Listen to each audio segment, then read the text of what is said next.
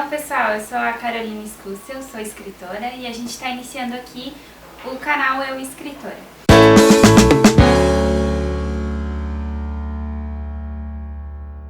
O principal objetivo desse canal é mediar outras pessoas que queiram ser escritores também. E, claro, divulgar o meu trabalho enquanto escritora. Mas nesse vídeo a gente vai falar propriamente do escritor, né? Então, quem é esse escritor, o que define? Para isso, eu acho que tem duas questões chaves.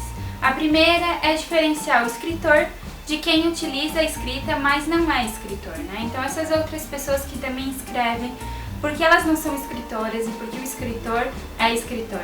E depois, os dois tipos de engajamento que o escritor pode ter. Então, na verdade, dois tipos de escritores que existem. E, claro, isso não é de forma rígida, né? Então, falando primeiro da diferença do escritor para quem utiliza a escrita, mas não é escritor. O que define para mim o escritor é o desejo de ser escritor, o se ver enquanto escritor.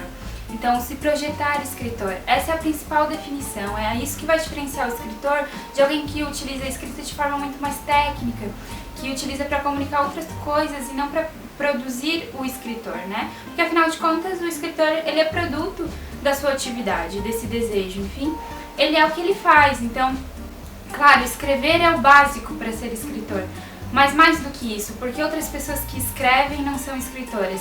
Essas outras pessoas não têm esse desejo, elas não se projetam, elas não têm essa identidade do escritor, essa ânsia de transformar por meio da mediação das palavras, da magia do poder das palavras, né?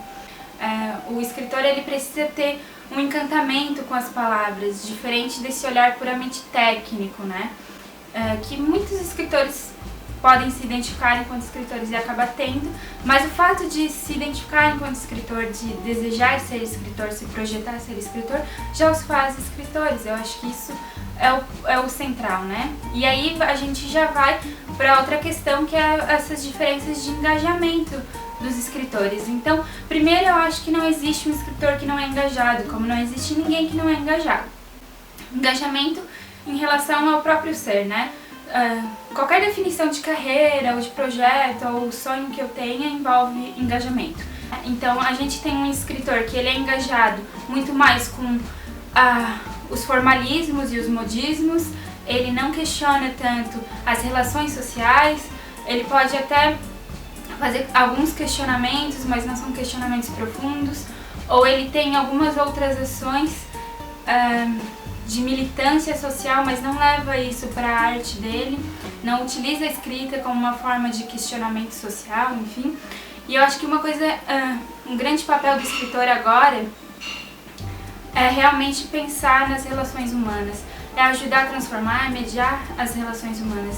Porque a gente vem observando que existe um avanço tecnológico, científico muito grande, e as pessoas, de modo geral, a sociedade, enfim, elas dão uma ênfase muito grande a esse tipo de avanço.